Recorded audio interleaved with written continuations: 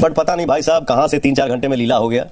Game हो गया पवन सिंह पे, जो कि पवन सिंह वहां तक सोचा ही नहीं था कि मेरे पे गेम भी हो सकता है। पवन सिंह की पत्नी ज्योति सिंह भोजपुरी इंडस्ट्री में किस एक्ट्रेस को फॉलो करती हैं?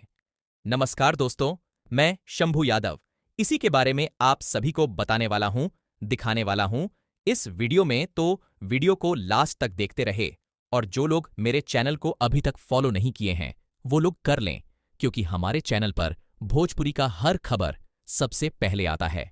तो दोस्तों, आज पवन सिंह की पत्नी ज्योति सिंह के बारे में एक ऐसी बात बताने वाला हूं जो कि आप लोग सुनकर देखकर चौंक जाएंगे।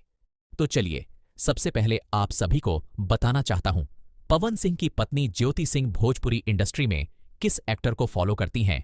पवन सिंह की पत्नी ज्योति सिंह ने हमारे भोजपुरी इंडस्ट्री के किसी भी कलाकार को अपने इंस्टाग्राम पर फॉलो नहीं करती है।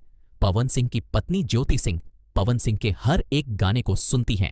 अब चलिए, आप सभी को दिखा देना चाहता हूं हमारे भोजपुरी इंडस्ट्री में किस एक्ट्रेस को फॉलो करती हैं ज्योति सिंह के। आप लोग जरूर देखिएगा।